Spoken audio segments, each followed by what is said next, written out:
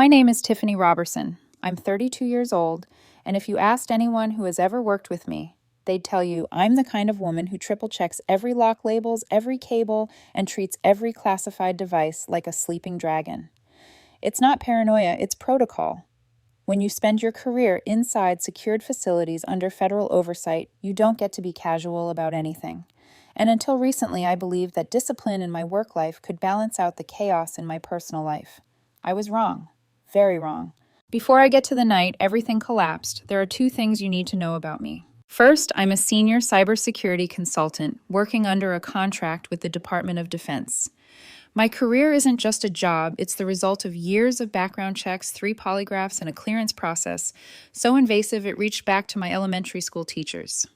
One misstep, one deviation from protocol, and everything I've built would evaporate. Second, I was dating Oliver. Oliver had once been the kind of man who seemed charming in a slightly reckless way, intense, passionate, quick to express feelings. But those same qualities had slowly curdled into something darker. Jealousy wasn't an emotion for Oliver. It was a hobby. Suspicion was his second language. And insecurity, that was his religion. For the first year of our relationship, things felt normal enough. But somewhere around month 18, cracks began forming, and by year 2, those cracks had become trenches. Oliver's paranoia didn't just grow, it metastasized. It started small. Why didn't you answer my text right away? Why did you stay late at work again? Who's that messaging you on Teams? But soon it escalated into accusations that seemed to spring from a bottomless well of distrust. You're avoiding me. You're lying to me. You're seeing someone at work. I know you are. And then came the obsession. Oliver became fixated on the idea that I had a work husband, a senior analyst named Lena. Lena is 54 years old, married, and spends most of her time crocheting tiny hats for her cats. But to Oliver, she was apparently my secret lover and the reason I stayed late in the office. This should have been funny. It wasn't. Because Oliver wasn't joking. He wasn't teasing. He was dead serious. And the worst part, despite all of this, I stayed. I made excuses for him. I told myself he was just stressed, just insecure, just struggling. Because when you're with someone long enough, you start believing the diluted version of reality they feed you one tiny sip at a time until your instinct for danger gets quieter and quieter. The week leading up to the incident was already pushing both boundaries of exhaustion and patience. I had an upcoming mandatory compliance audit in Washington, D.C., 3 full days spent in conference rooms with federal auditors, reviewing every patch, every safeguard, every security protocol from the past fiscal year. It's the kind of obligation you can't miss without jeopardizing your job and your clearance. But to Oliver, it was nothing more than an elaborate excuse to cheat on him. The night before the flight, I was packing. It was already late, nearly 10:30 p.m., and I was folding shirts with that mechanical, exhausted precision that comes from working 60-hour weeks. Oliver stood at the bedroom doorway holding a half-empty wine bottle by the neck, his expression sour with resentment. "You're really going," he said. It wasn't a question. "Oliver, we've talked about this 3 times already. I have to go. It's non-negotiable." "Right," he sneered. "Non-negotiable. For your precious job." "I don't know what you're trying to get out of this conversation. I've explained everything calmly every time." "You're not going for work," he shot back. "You're going to see her. Her, that woman with the curly hair. The one from HR in the Virginia office." I blinked. Lena. The woman who brings cookies to every virtual meeting. "Don't joke. I know how these work trips go." He stepped inside the room, slamming my suitcase shut with his foot. "You go to a hotel bar. You take off your necklace. You pretend you're single." I exhaled slowly through my nose. I'd learned long ago that raising my voice only fueled his fire. "This is ridiculous, Oliver. And I'm not doing this tonight. I have to wake up at 4:30. His grip tightened on the wine bottle. "If you walk out that door tomorrow..." His voice dropped into a hoarse whisper, the kind that always made my stomach clench. "We're done. Don't bother coming back." I'd heard that threat before. It had lost its power months ago, replaced by a quiet, numb sadness. "I'm sleeping in the guest room," I said. "We'll talk when I'm back." I grabbed my pillow and left the room, ignoring the sound of glass breaking behind me. I locked the guest room door and set my alarm. I had no idea that Oliver wasn't just spiraling, he was planning. My eyes opened at 4:25 a.m., 5 minutes before the alarm. The house was silent. Too silent. A heavy, unnatural stillness hung in the air. I stepped into the hallway, expecting to see evidence of Oliver's rage, broken frames, spilled wine. Maybe more shattered glass.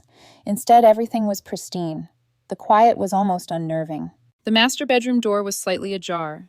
The bathroom light glowed. My heartbeat thudded in my ears as I approached. When I stepped inside, I froze. The bathtub was full water, still slowing from its final ripple, and at the bottom, sinking like an anchor, dragging my entire future with it, was my government-issued laptop. My passport floated nearby, warped and waterlogged. My secure token bobbed on the surface like a grotesque cherry on top of a disaster sundae. For a moment, my brain refused to understand. It looked almost artistic. Then the horror crystallized. This was no accident. This was intentional. This was malicious. And in a normal relationship, a woman might have screamed. She might have shaken her boyfriend awake, demanded answers. But I didn't scream. I didn't cry. I didn't even swear. Instead, everything inside me went cold. Every instinct trained through years of classified work activated. Rule number 1, do not disturb evidence. I pulled out my cell phone. I photographed everything. The waterline, the submerged laptop, the untouched bathroom floor, the angle from the doorway. Then I walked out. I checked the guest room. Oliver was curled beneath the duvet, fast asleep, looking peaceful, innocent, almost childlike. He had switched rooms with me in the night because he wanted me to find it. He wanted the drama, the chaos, the attention, and he wanted control. I walked downstairs, put on my shoes, and stepped outside into the cold morning air. The sun wasn't even up yet, but I felt more awake than I had in months. I sat in the car and locked the doors. Then I called the one person who could verify every instinct I had, my facility security officer. FSO Carter, he answered. It's Robertson, I said, my voice disturbingly calm. I have a code red situation asset tag 377A, malicious destruction, potential security compromise. The perpetrator is a civilian in my residence. There was a long, chilling pause. Do not touch the device. Call the police. File the report immediately. Your clearance is suspended pending investigation. You're grounded from travel. I understand. My career was frozen. The trip was gone. And then I dialed 911. 10 minutes later, when the police arrived, Oliver stumbled into the hallway, rubbing his eyes, only to freeze the moment he saw the officers and the look on my face. And for the first time in 2 years, he looked genuinely afraid.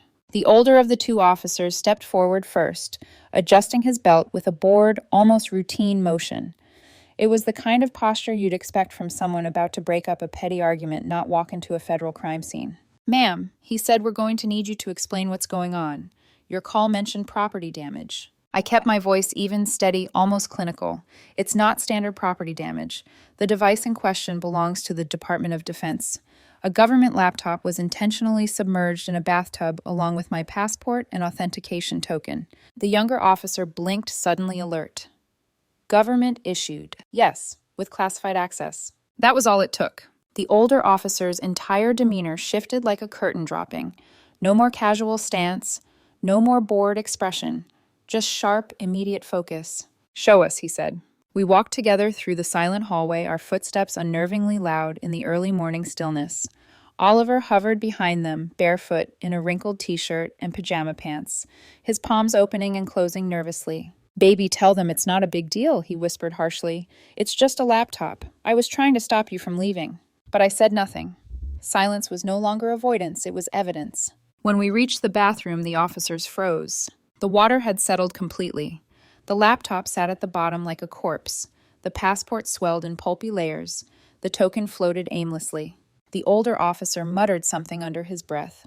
Jesus Christ. He lifted his radio. Dispatch, we need a supervisor and a forensic photographer at this location.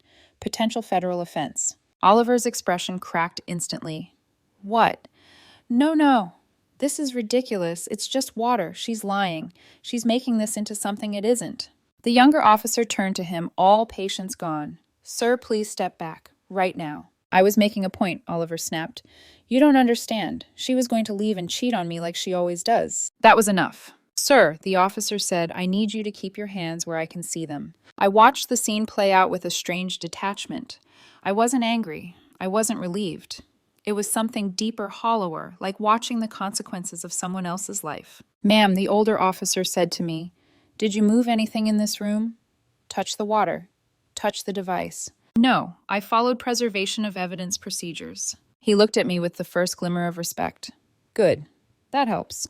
Oliver stared at me, eyes wide, almost betrayed. You called the cops on me. I met his stare without flinching. No, Oliver. I reported a federal crime. There's a difference. He was still processing the weight of that sentence when the officer spoke. Sir, turn around and place your hands behind your back. What? No. No. You can't arrest me. I live here. This is a domestic dispute. This is destruction of government property, the officer said. A felony. And you just admitted intent in front of 2 officers. Oliver stepped backward as if the words physically shoved him. No, stop. Tiffany, tell them something. Tell them I didn't mean it. I didn't move. I didn't defend him. I didn't soften. The officer took his wrist, turning him firmly but not cruelly. The metallic click of the handcuffs echoed off the tiles. You're hurting me, Oliver shrieked. Why are you hurting me? Nobody's hurting you, the officer said. But you are under arrest. They led him out of the bathroom, down the hall, and toward the stairs. His voice pitched higher with every step. Tiffany. Please, you can't let them take me. You're overreacting. This is insane. His words bounced off me, sliding away without impact. For the first time in years, his emotions were not my responsibility. When the front door shut behind him, the house fell silent again this time in a way that felt different. Not heavy, not suffocating. Clean. The younger officer stayed behind to take my statement. His notebook was open, pen poised. Walk me through exactly what happened. I explained everything chronologically, concisely, factually.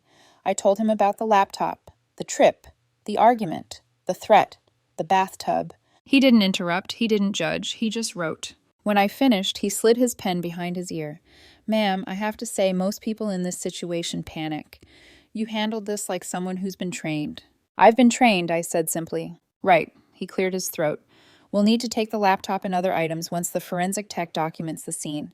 After that, you'll need to come to the station to finalize your report. Of course. He hesitated, then added quietly, You did the right thing. But as he left, I wasn't sure I believed him. The next 6 hours blurred into bureaucratic chaos. At the station, I gave another statement. I watched them catalog the evidence, my destroyed laptop sealed in a static bag, my passport sopping wet inside a clear container. Someone photographed every angle of every item. By the time I got home, the sun was high and my stomach was hollow. My phone buzzed repeatedly, my boss HR, my FSO. Each message carried the same heavy weight. Your clearance is suspended pending investigation. You are not permitted to travel. You are not permitted to work. I sat at the kitchen island staring blankly at the wall. Everything I'd built, every sleepless night, every test, every evaluation hung in limbo because of Oliver's insecurities. No, not insecurities. His choices. I couldn't sit in that house with his things poisoning every room. So I pulled a box of heavy-duty trash bags from the pantry, marched upstairs, and began packing his belongings. Not gently, not respectfully, efficiently, ruthlessly. Clothes, electronics, shoes, it all went into bags. I didn't fold anything. I didn't separate valuables. I simply scooped his life into plastic and tied it shut. When I reached his nightstand, I pulled the drawer out and dumped everything onto the floor. Lotion bottles, ticket stubs, receipts. And then a thud. His tablet slid across the carpet. My stomach tightened. I shouldn't look. This wasn't mine. This was crossing a line. But then I remembered his voice, shrill, panicked, furious. You were going to cheat on me. I had to do something. I picked up the tablet. It was unlocked. A message thread blinked at the top of the screen. The contact name Marissa. His ex. My pulse stilled, not fast, not slow, just still. I tapped the thread. The messages flooded the screen. Marissa, 10:14 p.m. So you're free tomorrow night. Oliver, 10:16 p.m. Tiffany's leaving for some stupid work thing. Marissa, then come over. Oliver, no. She might cheat if she goes. I'm not letting her leave. Marissa, oh, please, you're cheating on her with me right now. Oliver, it's different. She deserves to be punished. The room tilted. The last 6 months snapped into sharp, horrifying clarity. Every accusation, every tantrum, every paranoid claim, projection, all of it. I took screenshots, every message, every timestamp, every confession. Then I forwarded them to my phone. At that exact moment, the tablet chimed. A message from Oliver's mother. Oliver, the jail just called. Bail is $25,000. What happened? Call me immediately. I stared at the message. Then, without hesitation, I replied with a single image, a screenshot of Oliver admitting his plan to sabotage me. Below it, I typed, He's in jail because he committed a felony. His belongings will be on the curb in 30 minutes. Do not contact me again. I tossed the tablet into a trash bag and tied it shut. And as I dragged the first bag toward the stairs, I realized something. This wasn't the aftermath. This was only the beginning. It was nearly 5 p.m. by the time I finished dragging the last trash bag of Oliver's belongings to the entryway. The house was quiet again, not the suffocating kind of quiet from the morning, but a hollow transitional silence, like the pause between storms. I was setting a stack of flattened cardboard boxes by the door when my phone buzzed violently on the counter. The screen lit up with a notification that made my stomach go cold, not anxious, not afraid, just cold. Inmate call, County Correctional Facility. For 3 long seconds, I stared at the screen. It was strange how unremarkable the moment felt. No dread, no panic, just inevitability. I pressed accept. A beep. Then Oliver's voice, small and shaky, filtered through a layer of static. Tiffany, oh, thank God. Tiffany, please, please don't hang up. His voice was raw, not dramatic, not performative, real. I had heard him cry before in arguments, but those tears were always tactical tools. These tears, they were fear. Oliver, I said flatly. There was a choked sound like he was swallowing sobs. Tiffany, I'm terrified. You don't understand what it's like in here. It's cold, and people are yelling, and they won't tell me anything. Baby, please, I need you. The old version of me, the one who had spent months cushioning his spirals, might have softened, but that Tiffany was gone. You have 3 minutes, I said. A sound of desperation ripped through the line. Okay. Listen, my mom talked to a lawyer. He said the DA might drop everything if you say it was a misunderstanding. All you have to do is tell them the laptop thing wasn't intentional. Say it was an accident. I almost laughed. Not because it was funny, because it was absurd. Oliver, I said, I can't. Yes, you can. His voice cracked into panic. Just tell them it was a stupid fight. Tell them I slipped or tripped or... God, I don't know. Tell them anything. I am not the victim, I said. Silence, heavy, absolute. What he whispered. I am not the victim, I repeated. The United States government is the victim. The laptop doesn't belong to me. The software doesn't belong to me. I can't drop federal charges. That's not how this works. The static filled with the sound of his rapid breathing. But you love me. Something inside me finally snapped, not explosively but cleanly. A quiet break. No, Oliver, I cared about you, but what you call love is just possession wrapped in fear. Don't say that, he hissed. Don't say that like I'm crazy. I'm not crazy. You were going to leave. You were going to cheat. All I wanted was to keep you home long enough to talk. And you thought ruining my career was the answer? His breathing hitched. I wasn't thinking straight. I was scared. Scared because of what you were doing, I said. Silence again. Different this time. What do you mean, he stammered. I picked up his tablet from the counter, the one I had thrown in the trash bag earlier. I slid it onto the surface just loud enough for him to hear the scrape. Your tablet unlocked itself when it fell. I saw your messages. With Marissa. Nothing. No breathing. Not even static. Just dead air. You weren't afraid I'd cheat because I gave you a reason I continued. You were afraid because you were cheating, and you projected all of that onto me. His voice came back small and broken. Tiffany, no, it wasn't like that. I opened the screenshot album. You wrote, and I quote, "She deserves to be punished." That was just God. I don't know. It was nothing. It didn't mean anything. Did it mean nothing when you told her you'd come over after I left for my trip? I asked. Tiffany, please, he whispered. I was lonely. You work all the time. You never have time for me. You practically pushed me into it. There it was. The sentence, narcissists cradle like a comfort blanket. You made me do it. I leaned back in my chair. I didn't push you into anything, Oliver. You made your choices. All of them. You're being cruel, he choked. You're punishing me. No, I said calmly. I'm acknowledging reality.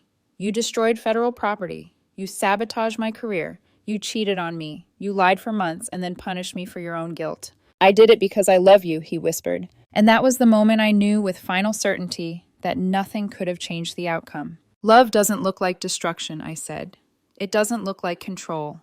And it sure as hell doesn't look like a bathtub full of submerged classified equipment. He sucked in a trembling breath. Tiffany, please. If I get a felony, if this sticks, I'll lose everything. My license, my job, my future. You can save me. You can. Just tell them I didn't mean it. I'm hanging up now, I said. His scream ripped through the speakers. Tiffany. Wait. But I didn't. I pressed end call. The kitchen fell completely silent. I could hear only the soft hum of the refrigerator and my own steady breathing. It was done. But that didn't mean the fallout was over. The next morning, the investigation began. I arrived at my company's security office at 8 a.m. sharp. I walked through metal detectors, badge scanners, and a small army of compliance personnel who knew exactly who I was and exactly why I was there. My FSO met me at the entrance. Robertson, he said, nodding. Let's get this started. The interview lasted 3 hours. They reviewed the police report. They photographed every angle of the destroyed laptop. They examined my phone logs, emails, timestamps. They asked for a written statement, then a verbal one, then clarification on specific technical details.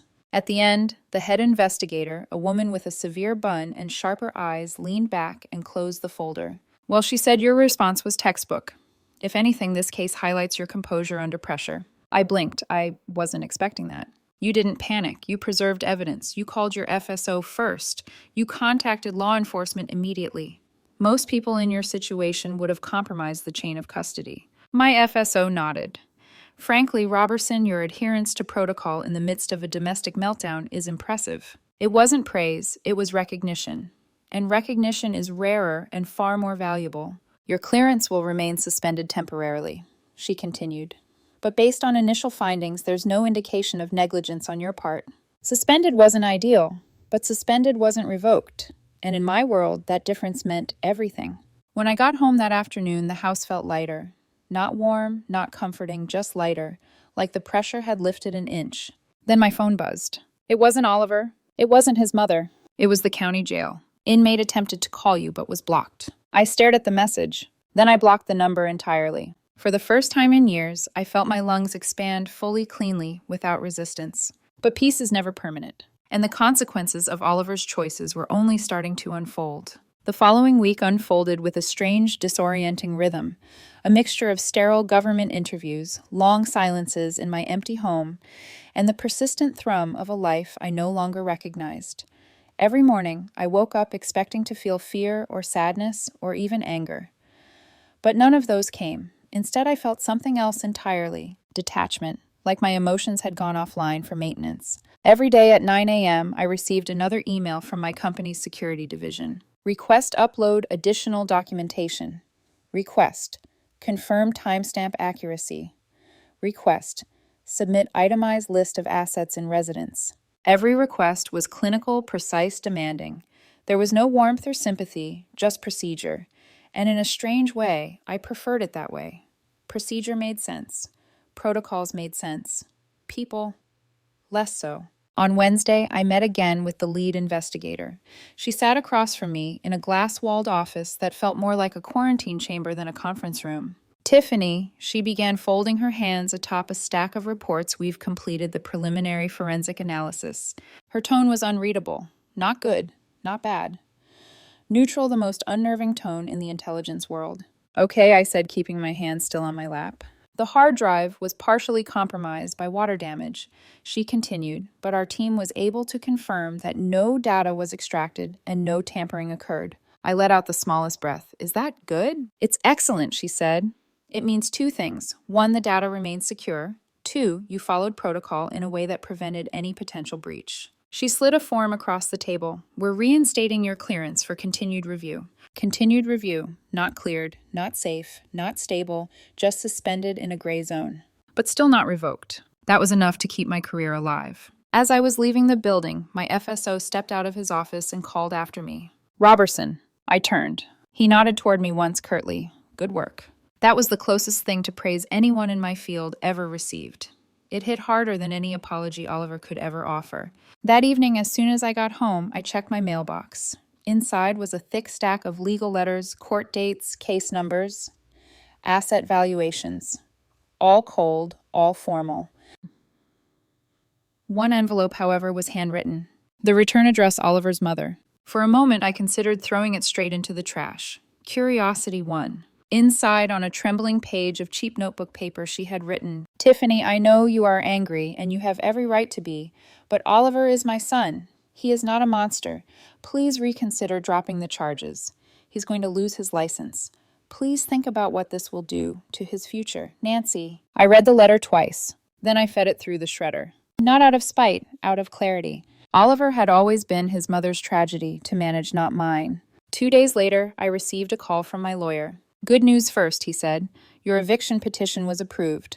Oliver is legally barred from returning to the property or contacting you." "And the bad news?" I asked. "He's taking a plea deal." Of course he was. Oliver never fought battles he couldn't twist into victories. He's pleading guilty to a lesser felony charge, still a felony, but with probation instead of time. And his license, I asked? A pause, the empathetic kind. Gone. I closed my eyes. Not triumph, not relief, just the cold solidness of consequences. Oliver had been a licensed physical therapist. He'd worked hard for it. But licensing boards don't overlook violent or destructive felonies, especially those involving malicious intent. He had been so desperate to punish me for sins he himself committed that he destroyed the one thing he had ever built for himself. And I couldn't save him. More importantly, I would not save him. The day the plea agreement became public record, my phone buzzed nonstop. Not from Oliver, he was barred. Not from his mother, also blocked. But from coworkers, supervisors, internal investigators, HR representatives. Each message had the same undertone. You were right. You handled it well. You did everything by the book. That night, to distract myself, I opened my company's internal portal, intending to check for updates regarding my clearance. Instead, I found a new notification flagged in the center of the screen. Promotion recommendation submitted. Lead systems architect, pending approval. I stared at it for a long moment, blinking slowly, letting the words settle. Me, lead architect. A position I had quietly aimed for over years, but never dared to assume. It felt surreal to realize that the same disaster Oliver had intended to weaponize against me had exposed the very strength my company valued most. Composure, integrity, protocol over panic. And that, ironically, was what had saved my career. A week later, my life finally exhaled. My clearance was formally reinstated. My promotion was approved. My salary increased by more than I had ever imagined. The company even issued a private commendation letter for exemplary conduct under duress. And yet, the house still felt contaminated. Not with fear anymore, not with anger, just with remnants of someone I no longer recognized. So I packed my own things, not in trash bags, but in boxes I labeled neatly, methodically, with small strips of blue painter's tape. By the end of that month, I had moved into a new apartment downtown, modern minimalist, with clean lines and soft morning light. The first night in my new place, I stood in the center of the living room barefoot, surrounded by untouched boxes. No screaming, no accusations, no shattered wine glasses, no fear of waking up to catastrophe. Just silence, a peaceful one, the kind that doesn't precede a storm, the kind that follows one. I inhaled deeply. For the first time in years, the air didn't feel like something I had to survive. But peace is often the quiet before the last ripple. Because although Oliver was gone from my home and gone from my future, he wasn't finished haunting the echoes of my past. And the final confrontation, the one I didn't expect, was still waiting. 1 year later, I had almost managed to forget what Oliver's voice sounded like. Not the words those I remembered with disturbing clarity, but the sound of him. The pitch he used when he was accusing me, the brittle shake in his voice when he was cornered, the soft, honeyed tone he weaponized whenever he needed forgiveness. All of it had faded into something distant like a badly tuned radio station I'd finally learned to turn off. My life had rebuilt itself somewhere in the space between discipline and fragility. My new apartment overlooked the city skyline. My mornings smelled like fresh coffee and clean air instead of old arguments and spilled wine. I kept my plants alive. I took long walks after work. I even started cooking again. Real cooking, not just microwaving leftovers between shifts. And I had finally stopped checking over my shoulder. I didn't expect to see him again. But life, as always, saves its most uncomfortable surprises for the moments when you feel safest. The morning I ran into Oliver, I was rushing downtown, coffee-deprived, and juggling a folder of briefing notes. I had a meeting with a federal oversight committee that afternoon, one of those nobody breathe wrong sort of meetings, and I wanted caffeine in my bloodstream before I had to talk to anyone with a badge. The little cafe on Grand Street had become my ritual. Minimalist quiet with baristas who learned your name without ever prying. I loved it for its anonymity. When I stepped inside, the smell of roasted espresso hugged me in a way that made the whole world soften at the edges. There were 3 people in line. I joined them. And then a voice behind me said, It wasn't loud, wasn't dramatic, just a quiet, startled sound. I turned. Oliver. He looked small. That's the only word for it. His shoulders were slumped forward.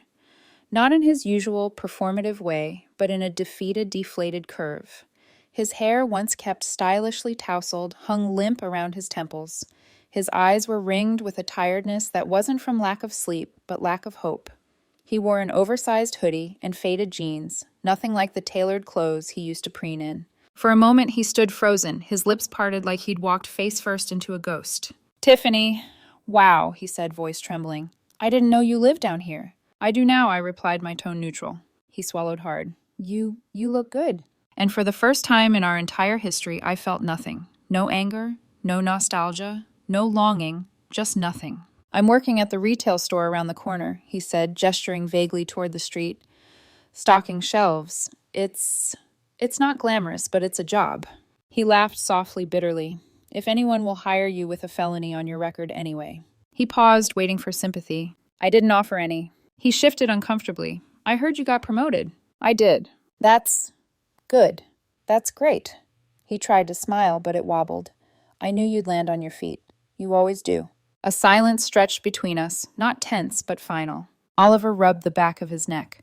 Look, Tiffany, about everything that happened, He exhaled shakily. You ruined my life. The words didn't sting. They didn't even surprise me. I tilted my head slightly.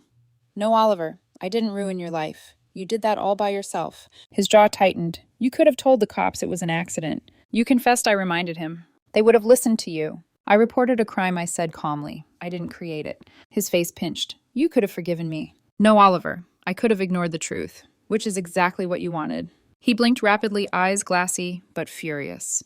You just threw me away. That's not what happened, I said. You tried to destroy me. You tried to destroy my career, my freedom, my sanity. And when it backfired, you expected me to shield you from the consequences. I paused. That's not love. That's entitlement. His breath shook. I miss you. His voice cracked on the last word, and he looked up at me with the same pleading expression he used to wear after every fight, every tantrum, every manipulation. The difference now, it didn't work. At all. I don't miss you, I said gently. Not cruel, not triumphant, just honest. Oliver blinked hard. A tear slipped down his cheek. He didn't wipe it. I thought maybe one day we could talk, maybe fix things. There's nothing left to fix. It wasn't a knife, it was a door closing. A door that should have closed a long time ago. My coffee order was called. I picked it up and turned back to him. Good luck, Oliver, I said, for what it's worth. That kindness, not forgiveness, but the acknowledgement of his humanity, seemed to break something in him. His face crumpled. He nodded weakly. You too, he whispered.